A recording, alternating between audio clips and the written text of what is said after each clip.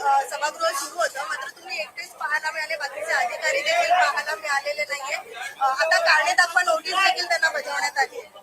विरोधी पक्षाचा 293चा प्रस्ताव काल सभागृहामध्ये चर्चेला आला. रात्री 8:20 चर्चा सुरू झाली.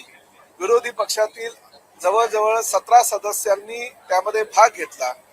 मोठमोठे विधिमंडळातील विरोधी पक्षाचे नेते जे 4-4, 5-5 वेळा निवडून आलेले आहेत, त्यांनी आपली भूमिका स्पष्ट केली, आपलं म्हणणं सभागृहामध्ये मांडलं आणि त्याचबरोबर रात्री 1:18 सभागृह चालू होतं. राज्याचा मंत्री म्हणून माननीय मुख्यमंत्री आणि दोन्ही उपमुख्यमंत्र्यांनी दिलेल्या निर्देशानुसार मी सभागृहामध्ये हजर होतो आणि सर्व सदस्यांच्या भावना, आपल्या आपल्या मतदारसंघातले विषय, प्रामुख्याने मुंबईच्या SRA किंवा नगरविकास खात्याच्या संदर्भात काही भावना सर्व सन्माननीय सदस्यांनी उपस्थित केल्या होत्या, त्या जाणून घेतल्या आणि त्याचं विश्लेषण करून त्या संदर्भात शासनाच्या वतीनं आम्ही उत्तर देऊच. परंतु त्यावेळेस सभागृहामध्ये अधिकारी कुणी उपस्थित नव्हते अशी भावना सदस्यांनी केली आणि त्याचबरोबर पीठासीन अधिकाऱ्यांनी सुद्धा ती अतिशय आपली भावना त्या सभागृहामध्ये व्यक्त केल्यानंतर त्या अधिकाऱ्यांवर कारवाई करावी अशी सुद्धा मागणी काही सदस्यांनी केली. प्रामुख्यानं राज्याचे मुख्यमंत्री आणि दोन्ही उपमुख्यमंत्र्यांनी गेल्या कॅबिनेटमध्ये असा निर्णय घेतला होता की जसे सभागृहामध्ये मंत्री आणि सदस्यांनी उपस्थित राहणं गरजेचं आहे, त्याचबरोबर सगळ्या अधिकाऱ्यांनी सुद्धा त्या संदर्भातील चर्चा उपस्थित असताना, त्याच्या खात्या संदर्भात चर्चा उपस्थित असताना त्या ठिकाणी उपस्थित राहणं गरजेचं आहे. परंतु एकही अधिकारी काल उपस्थित नव्हता, ही दुर्दैव आहे. मला असं वाटतं माननीय मुख्यमंत्र्यांच्या कानावर ही गंभीर घटना मी घालणारच आहे आणि त्या संदर्भात ते कारवाई काहीतरी करतीलच. परंतु 293च्या चर्चेमध्ये भाग घेत असताना मोठे मोठे जे पुढारी आहेत ते मात्र निघून गेले होते. सर्वसामान्य जे पहिले टर्मवाले, दुसरे टर्मचे आमदार रात्री 1:20 सभागृहामध्ये थांबलेले होते आणि त्यांनी आपल्या भावना व्यक्त केल्या. निश्चितपणे सकारात्मक उत्तर शासनाच्या वतीने त्यांना देण्यात येईल. ठाण्यातल्या TDR घोटाळा प्रकरणी काल सभागृहामध्ये चर्चा झाली. लोकशाही मराठीने हा खरं तर मुद्दा उपस्थित केला होता. काय एकूणच चर्चा झाली? नाही, ठाण्यामध्ये आणि प्रामुख्याने माझ्याच मतदारसंघामध्ये वन खात्याच्या अखत्यारीतरित्या असलेल्या एका खासगी जमिनीच्या संदर्भात जितेंद्र आव्हाड जे ठाण्याचे सदस्य आहेत त्यांनी आपल्या भावना व्यक्त केल्या होता. त्यांनी आरोप सुद्धा त्या TDRच्या संदर्भात केले होते. त्या ठाण्याचा त्या भागाचा आमदार आणि राज्याचा मंत्री म्हणून मी सुद्धा जागेवर जाऊन पाहणी केली होती. मी सुद्धा माझं पत्र महापालिका आयुक्तांना त्या संदर्भात दिलेलं आहे. शेवटी माननीय सर्वोच्च न्यायालयानं काही जर निर्णय घेतले असते, त्यावर काही निर्देश दिले होते, तर त्याचं पालन करणं राज्याचं आणि प्रामुख्यानं ह्या महाराष्ट्र शासनाचं कर्तव्य आणि माननीय उच्च न्यायालय आणि माननीय सर्वोच्च न्यायालय जो काही निर्णय घेईल तो निर्णय बंधनकारक करून आम्ही त्या पद्धतीनं कारवाई करण्याच्या सूचना महापालिका आयुक्तांना केलेल्या आहेत. मुख्य सचिवांना पत्र लिहिलं होतं की बजरंग खरवाटे नावाचे एक अधिकारी आहेत, ते प्रश्न त्यांची हकालपट्टी करा. मात्र अजूनही ते कार्यरत आहेत, पदावर आहेत आणि वसुली रॅकेट त्यांचं अजूनही सुरू आहे. तुम्ही काही कारवाई करणार का? माननीय नितीन गडकरी साहेबांचं जे पत्र जे आहे ते माझ्या तर वाचण्यात आलेलं नाही.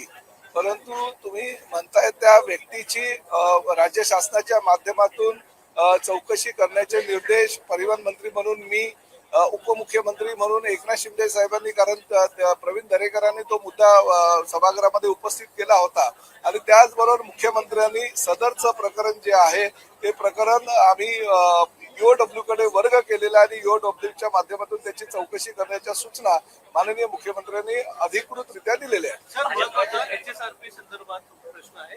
आज शेवटची डेडलाईन आहे. उद्यापासून तुम्ही कारवाई सुरू करणार आहात का? पण त्याचा फटका 1 कोटी वाहनांना बसणार आहे.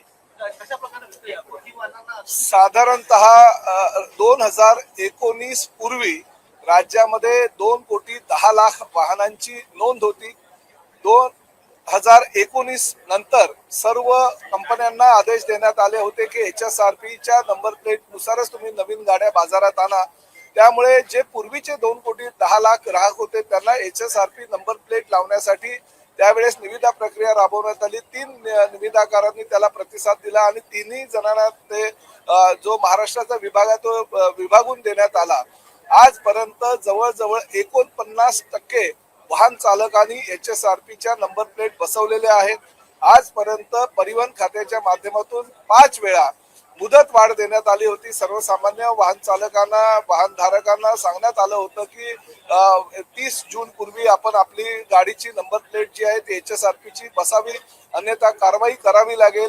जवळजवळ 5 वेळा मुदतवाढ दिल्यानंतर सुद्धा सर्वसामान्य वाहन चालकांनी जर ती नंबर प्लेट बसवली नसेल तर उद्यापासून नाईलाजास्तव का होईना नियमाच्या अधीन राहून आमच्या RTOचे अधिकारी प्रत्येक वाहन चालकाला ज्यांनी नंबर प्लेट HSRPची बसवली नसेल त्याच्यावर दंडात्मक कारवाई करेल. 1000 रुपये दंडात्मक कारवाई करण्याच्या सूचना या आमच्या डिपार्टमेंटच्या अधिकाऱ्यांना व आपल्या परिवहन आयुक्तांनी दिलेल्या आहेत. पूर्ण मुदतवाढ नसेल, शेवटची तारीख आजची आहे. उद्यापासून दंडात्मक प्रक्रिया जी आहे ती चालू होईल. कारण देशामध्ये आणि प्रामुख्याने राज्यामध्ये ज्या पद्धतीनं देशविघातक शक्तींकडून काही हल्ले करण्यात आले, काही अतिरेकी कारवाई करण्यात आल्या आणि अतिरेकी कारवाई करत असताना गाड्यांचा वापर मोठ्या प्रमाणात करण्यात आला होता. आणि HSRP नंबर प्लेट ही सुरक्षिततेच्या दृष्टिकोनातून फार महत्वाची आहे. भविष्यामध्ये ही HSRPची नंबर प्लेट प्रत्येक जर गाडीला असेल तर RTO अधिकाऱ्यांना आणि पोलिसांना ती गाडी शोधणं फार अधिक गरजेचं होणार आहे आणि त्या माध्यमातून त्याची सुरक्षितता राज्याच्या दृष्टीनं महत्वाची घेऊन हा निर्णय तत्कालीन सरकारनं आणि तत्कालीन मंत्री महोदयांनी घेतला होता. परंतु जर प्रवाशांनी किंवा वाहन चालकांनी अजूनपर्यंत जर नंबर प्लेट बसवली नसेल तर माझी परिवहन मंत्री म्हणून विनंती आहे, आज शेवटचा दिवस आहे, त्यांनी ताबडतोब नंबर प्लेट बसवण्यासाठी किमान अर्ज जरी केला तरी त्यांना दंडातून सूट देण्यात येईल. पण अर्जही केला नसेल आणि त्यांनी शासनाची जी योजना आहे किंवा जो नियम आहे त्याची पायबंदी केली असेल तर नाईलाजास्तव त्यांच्यावर कारवाई करावी. मध्यंतरी रॅपिडोची जी सुविधा होती बाईक टॅक्सीची, त्याच्या संदर्भात आपल्या दालनामध्ये बैठक झाली होती. काय मध्यस्थ मार्ग काही तोडगा निघालाय का? कारण अजूनही त्या सेवा माननीय मुख्यमंत्र्यांनी ह्याबाबत गंभीर दखल घेतलेली आहे. एकदा माननीय मुख्यमंत्र्यांच्या अध्यक्षतेखाली बैठक झाली. ओला, उबेर, रॅपिडोच्या ज्या काही बाईक टॅक्सी आहेत त्या बेकायदेशीररित्या MMI क्षेत्रामध्ये चालता आहेत. प्रामुख्यानं रॅपिडो फार मोठ्या प्रमाणामध्ये बाईक टॅक्सी बाजारात आणत असलेल्या तक्रारी आमच्याकडे आहे. माननीय मुख्यमंत्र्यांनी या संदर्भात गंभीर दखल घेऊन एका बैठकीचे आयोजन करण्याचं सूचित केलेलं आहे. माननीय मुख्यमंत्र्यांकडे त्या संदर्भात बैठक होईल आणि अंतिम निर्णय घेण्यात येईल. सर, 8 दिवस झाले खासदार 6 खासदार तुमच्याकडे आले, त्यापैकी एक खासदार ओमराजे निंबाळकर ते काल रात्री मुख्यमंत्र्यांना भेटून आले. चर्चा अशी आहे की त्यांनी तानाजी सावंत यांची तक्रार केली असल्याचं कळत आहे. तिथे अंतर्गत जो काही त्यांचा वाद आहे तो वाद मुख्यमंत्र्यांसमोर त्यांनी मांडला असं नाही. असं काही नाहीये. ओमराजे निंबाळकर मलाही भेटून गेले, मलाही त्यांनी माझ्या बरोबर सुद्धा चर्चा केली. कारण धाराशिवचा पालकमंत्री म्हणून जी काही सर्वसामान्य जनतेच्या गरजा लक्षात घेता निधीची DPCच्या माध्यमातून तरतूद करायची आहे त्या संदर्भात त्यांनी चर्चा केली आणि त्यांनी आपली भूमिका स्पष्ट केली की सर्वसामान्य जनतेला नागरी सुविधा उपलब्ध व्हाव्या यासाठी मी शिंदे साहेबांच्या नेतृत्वाखालील शिवसेनेमध्ये प्रवेश केला आणि माझं कर्तव्य आहे त्या जिल्ह्याचा पालकमंत्री म्हणून त्यांना ज्या ज्या काही सुविधा खासदार म्हणून DPCच्या माध्यमातून होणाऱ्या निधीतून देण्यात येईल त्या देण्याची भूमिका मी घेतली. त्यांना तसं आश्वासन दिलं. त्याचबरोबर राज्याचे काही इतर नगरविकास खात्याची निधी होती ती जवळजवळ 18 कोटी रुपयाचा निधी एकनाथ शिंदे साहेबांना त्यांनी भेट दिल्यानंतर ते सुद्धा वितरित करण्यात आल्या. काही मुख्यमंत्र्यांच्या अखत्यारीतरित्या काही विकास कामं होती त्यासाठी ते मुख्यमंत्र्यांना भेटायला गेले. त्यामुळे आता ते खासदार जे आहेत आमच्या पक्षाचे आहेत. धाराशिवच्या पूर्ण विकासासाठी जास्तीत जास्त निधी कसा उपलब्ध होईल आणि सर्वसामान्य जनतेची कामं कशी होईल यासाठी ते सर्वांना भेटतात. त्याचाच एक भाग म्हणून त्या मुख्यमंत्र्यांना भेटले होते. केंद्रीय मंत्रिमंडळ विस्तार होतोय अशी चर्चा आहे आणि श्रीकांत शिंदे यांना कॅबिनेट मिनिस्टर मिळत आहे असं सुद्धा गोष्टी कानावर येतात. तुमची काय प्रतिक्रिया यावर? नाही बघा, ह्या ठाणे जिल्ह्याचं 3 वेळा प्रतिनिधित्व करणारे डॉक्टर श्रीकांत शिंदे हे फक्त एकनाथ शिंदे साहेबांचे चिरंजीव म्हणून त्यांनी नाव लौकिक कमावला नाही तर ह्या देशाचं प्रतिनिधित्व करत असताना ठाणे जिल्ह्याला एक वेगळ्या स्थानावर ते घेऊन गेले. आपल्या मतदारसंघ जो कल्याण लोकसभा मतदारसंघ आहे त्या मतदारसंघामध्ये हजारो करोडो रुपयाची त्यांनी विकास कामं केलेली आहे आणि ते नेतृत्व करत असताना लोकसभेमध्ये त्यांच्या भाषणाच्या सुद्धा अनेक ज्या चित्रफिती आहेत ते उपलब्ध झालेल्या आहेत. त्यामुळे फक्त जिल्ह्याचं, मतदारसंघाचं किंवा राज्याचं नेतृत्व नाही तर ते देशाचं नेतृत्व त्यांनी सिद्ध केलेलं आहे. एवढंच नव्हे तर पंतप्रधान नरेंद्र मोदी साहेब यांनी श्रीकांत शिंदे यांना भारताचं प्रतिनिधित्व करायला जगामध्ये सुद्धा पाठवलं होतं आणि यशस्वीरित्या त्यांनी तब्बल 2 वेळा जगामध्ये जाऊन भारताचं प्रतिनिधित्व केलं. त्याबद्दल त्यांचं जेवढं कौतुक करावं तेवढं कमीच आहे. एकनाथ शिंदे साहेबांचा मुलगा म्हणून नव्हे तर ह्या कल्याण लोकसभेचा यशस्वी खासदार, राज्याचं नेतृत्व करणारे एक तरुण उमदा खासदार आणि देशामध्ये भारताचं प्रतिनिधित्व परदेशामध्ये सुद्धा जाऊन चांगल्या प्रकारे करणारे एक खासदार जर ह्या मंत्रिमंडळाच्या विस्तारामध्ये जर कॅबिनेट मंत्री होत असेल तर अतिशय आनंदाची गोष्ट आहे. फक्त एकनाथ शिंदे साहेबांचा मुलगा म्हणून नव्हे तर त्यानं त्याचं स्वकर्तृत्व त्यांनी सिद्ध केलेलं आहे आणि त्यामुळे त्याची ती तयारी आहे आणि त्याची ती मानसिकता सर्वसामान्य शिवसैनिकांच्या माध्यमातून आम्ही सुद्धा करणार. ते तर मंत्रीपद नको असं म्हणतात, परंतु आमची इच्छा आहे की त्यांनी मंत्रीपद स्वीकारावं. भाजपचे नरेंद्र मेहता यांनी काशीगाव मेट्रो स्थानकातली 133 चौरस मीटरची जागा अडवली होती.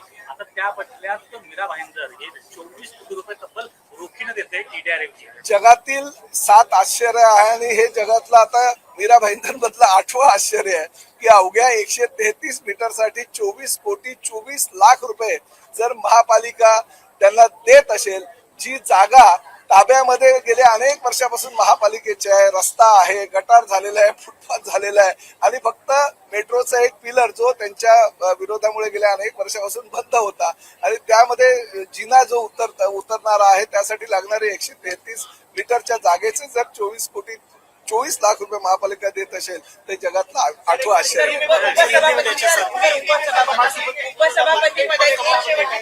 उपसभापतीची निवडणूक होती आहे. मवियानं सुद्धा उमेदवार दिलेला आहे आणि तुमच्या पक्षात सुद्धा चुरस आहे असं दिसून येतं. बघा, आमच्या पक्षामध्ये सर्वस्वी निर्णय हे उपमुख्यमंत्री एकनाथ शिंदे साहेब घेत असतात. ते आता तासाभरामध्येच त्याचा निर्णय लागेल. त्यामुळे कोण उमेदवार असेल आणि सभेमध्ये विधान परिषदेमध्ये संख्याबळ महायुतीचं जास्त असल्या कारणाने उपसभापती आमचा होणार यामध्ये तीव्र शंका नहीं. HSRP नंबर प्लेट के लिए 5 टाइम हमने एक्सटेंशन दिया. राज्य में जिस तरह से देश विघातक कार्रवाई के दौरान HSRP नंबर प्लेट जरूरी होती है, बहुत ही जब भी राज्य में और खासकर मुंबई में जब भी देशद्रोहियों ने हमला किया उस वक्त के सरकार ने ऐसा निर्णय लिया कि HSRP नंबर प्लेट जरूरी है हर गाड़ियों में और उस तरह से हमने करीबन 1.5 साल पहले उसको मान्यता दी. दिसंबर 24 में HSRP नंबर प्लेट जो निविदाकार थे उनको वर्क ऑर्डर दी गई है और राज्य में बंधनकारक किया गया था कि 2 करोड़ 10 लाख जो गाड़ियां है 2019 के पहले की उनको HSRP नंबर प्लेट बंधनकारक है और उस तरह से अभी तक करीबन 5 बार उनको एक्सटेंशन दिया गया. अभी तक 49% यानी करीबन 1 करोड़ 4 से 5 लाख गाड़ियों को नंबर प्लेट लगाई गई, मगर अभी भी बहुत सारी गाड़ियां बाकी है, करीबन 1 करोड़ 10 लाख. तो उन्होंने अगर नहीं लगाया तो आज का आखिरी का दिन है. उन्होंने अगर एप्लीकेशन भी किया HSRP नंबर प्लेट के लिए तो भी उनको दंड में सहूलत दी जाएगी, मगर अगर उन्होंने लगाया ही नहीं और उन्होंने एप्लीकेशन भी नहीं किया तो कल से RTO के अधिकारी उनके ऊपर कार्रवाई करेंगे.